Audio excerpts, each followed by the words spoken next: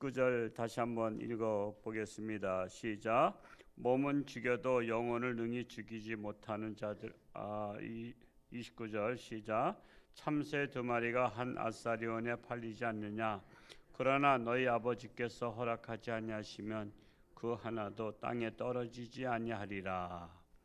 예수님은 몸은 죽여도 영혼을 죽이지 못하는 자들을 두려워하지 말고 오직 몸과 영혼을 지옥에 보내시는 하나님을 두려워하라고 말씀했죠. 어제 그렇게 말씀하시고 그러면서 참새 2마리가 한 아사리온에 팔리지 않느냐. 이게 이제 화폐인데요. 이 참새는 매매하는 짐승이나 새들 중에서 가장 싼 것을 비유로 든 겁니다. 가장 작은 것은 겨자씨, 또 가장 싼 것은 참새. 그런데 이 1아사리온은 하루 품삯에 해당되는 1데나리온의 16분의 1이라고 합니다. 자, 그러면 오늘날로 환산해 보자면 10만 원이 하루 품삯이다. 그러면 10만 원 나누기 16 하면 얼마일까요? 10만 원 나누기 16. 이거 계산 안 되시는 분들은 장사 절대 하지 않기 바랍니다. 장사하면 망합니다. 괜히 맨날 밑지는 장사하죠. 6,250원에 해당됩니다. 그러니까 이 하물며 참새 생명도 이렇게 하나님께서 허락하셔야 죽는다는 거예요. 생명은 하나님께 달려 있어요. 결자가 나야 돼요. 우리가 그거 알 수 있는 것은 욥기서에 보면 하나님께서 그 욥을 시험할 수 있도록 사탄에게 허락하시죠. 허락하지만은 단 조건이 있어요. 뭐만은 하지 마라? 생명은 거두지 마라. 생명은 건드리면 안 돼요. 생명은 하나님께 있다는 것을 알려주는 겁니다. 그래서 생명은 살고 죽는 것은요, 병들어서 죽고 교통사고 나서 죽고 떨어져 죽고 다 그래도요, 그때가 죽을 때가 된 거예요. 사실은 죽을 때가 된 거예요. 그러니까 여러 모양으로 죽지만 다 이래서 죽고 저래서 죽고, 그러니까 오죽하면 핑계 없는 뭐는 없어요? 핑계 없는 무덤은 없다. 다 이유가 있다는 것입니다. 그러니까 하나님께서 그렇게 우리를 다 데려가시는데, 이 모양 저 모양 데려가는데 가장 많이 데려가시는 스타일이 늙어서 돌아가시는 스타일, 병들어서 죽는 스타일, 이제 그 외에는 사고나 여러 가지 등등으로 해요. 그러니까 우리가 잘 사는 것도 기도해야 되지만 잘 죽는 것도 기도해야 돼요. 잘 죽는 거 어떻게 죽으면 좋을까요? 그냥 가족들 다 모아놓고 다 이렇게 다 그동안 이제 정말 사랑했다. 하여튼 천국에서 보자. 이렇게 하면서 빠이빠이 이렇게 하고서는, 어떤 집안에 엄마가 그랬대잖아요. 이렇게 아들들한테 다시 보자, 천국에서 다시 보자. 그랬는데 하나들은 이제 빠이빠이 잘 있어라 그런 거예요. 엄마 왜 나한테는 다시 보자 소리 안 해요? 너는 예수 안 믿잖아. 너는 천국에 갈 수 없잖아.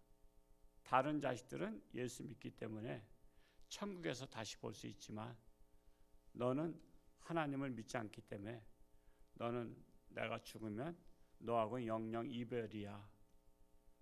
이게 애국에서 있었던 일이라 그래요. 그래서 그 순간에 그러면 나도 엄마를 만나기 위해서 하나님 믿을게 했다는 거 아니에요. 여러분 자식들 중에 안 믿는 자식들 많잖아요. 이 땅에서만 보고 영원히 헤어질 자식들이에요. 그거 굉장히 심각하게 생각해야 되는데 예수 믿는 사람들도 심각하지 않아. 언젠간 믿겠지. 믿긴 뭘 믿어? 믿기 전에 죽는다니까. 그리고 나는 또 어떤 사람들이 얄밉게 또 그래. 나는 늙어서 죽기 전에 믿겠대. 하나님이 그거 허락하셔요? 허락 안 해요. 그런 사람은 믿기도 전에 죽게 만드셔. 그러니까 여러분, 가족 구원이라는 게 그래서 중요한 거예요. 가족 구원. 진짜 사랑하면 영원히 같이 살아야 될 가족들이고요. 사랑하지 않으면 그냥 이 땅에서만 잠시 살다가 그냥 헤어지는 거예요.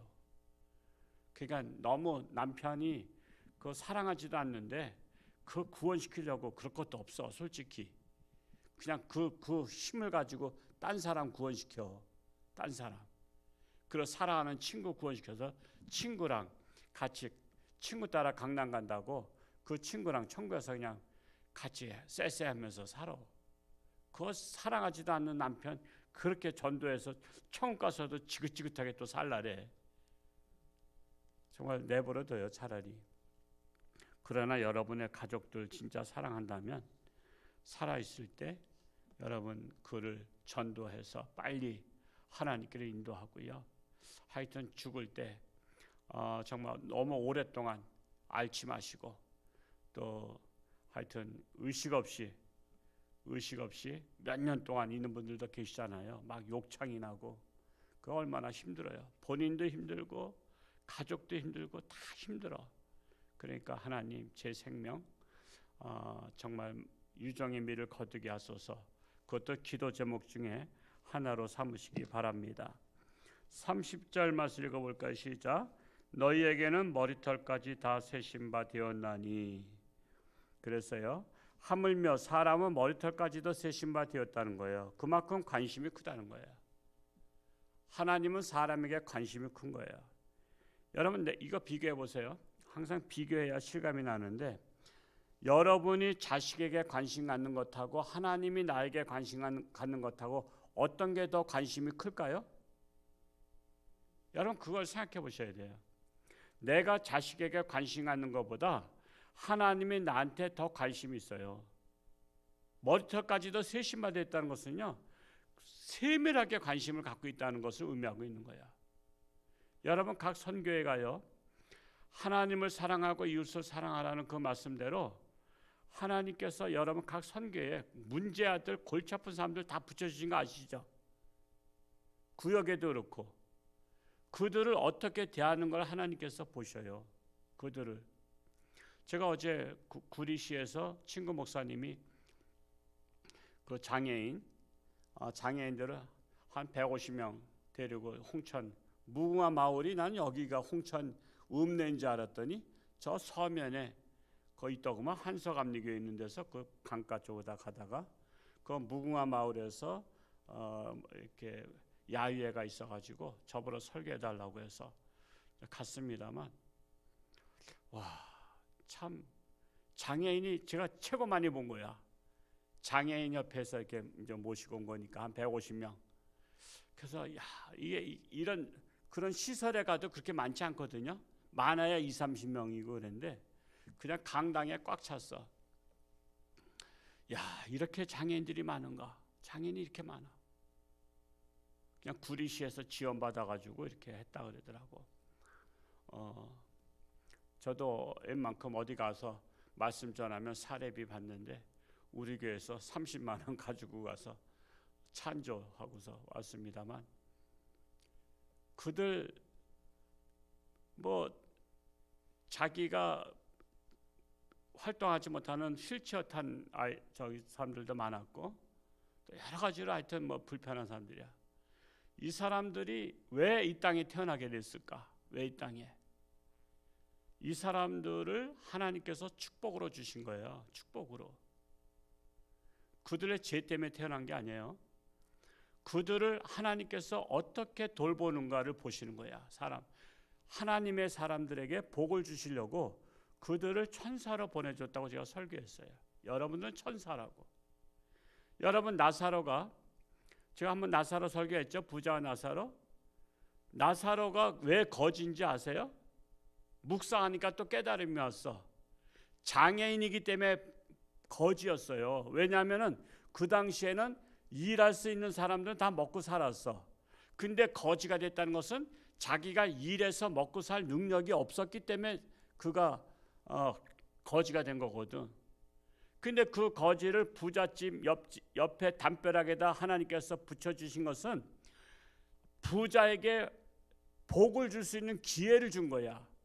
이 나사로를 어떻게 대하는가를 하나님께서 지켜보고 계신데 거들떠보지도 않아. 거들떠보지도 않으니까 에이 저 부자 기회를 놓쳐버린 거야. 여러분, 장애인들은 하나님께서 이 땅에 보내셔서 하나님의 사람들이 어떻게 그들을 대하는가를 지켜보셔요. 여러분의 선교회나 구역이나 교구에 정말 골치 아픈 사람들 많이 있을 거야. 정말 말도 안 듣고 그냥 나오지도 않고 뭐 회비도 안 내고 속만 썩이고, 그런 사람들을 하나님이 어떻게 대하는가를 지켜본다니까. 그 골치 덩어리가 축복 덩어리야. 그를 어떻게 하나님의 사랑으로 그들을 잘 대하면 복은 하나님께서 쏟아부어 주셔. 거기까지 생각할 수 있어야 하나님의 깊은 뜻을 알 수가 있어요. 하나님은 머리털까지 세심하였다는 것은 내가 자식에 관심 갖는 것보다 하나님이 내게 관심을 더 갖고 계시다라는 것을 말씀하고 있어요. 저도 제 자식 머리털 세보지도 못했어. 제 아내 머리털 못 세봐. 골치 아파. 그거 어떻게 세고를. 근데 하나님은 그만큼 골치 아픈 것까지도 다 세심받으신 하나님이시다라는 것을 보여주고 있는 것입니다. 31절 읽어볼까요? 시작. 두려워하지 말라. 너희는 많은 참새보다 귀하니라. 그러므로 너희는 많은 참새보다 귀한 존재다 말씀하고 있어요. 32절 33절 읽어볼까요? 시작.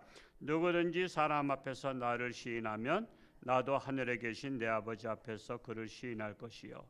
누구든지 사람 앞에서 나를 부인하면 나도 하늘에 계신 내 아버지 앞에서 그를 부인하리라. 자, 그러므로 사람들 앞에서 나는 예수님을 믿습니다 시인하는 게 중요해요. 나는 하나님의 아들, 예수님은 하나님의 아들이십니다 시인하는 게 중요해요. 예수님은 나의 구원자십니다. 그러므로 예수님을 믿으세요라고 시인하는 게 중요해요. 예수님도 하나님께 그러면 나를 시인한다는 거예요.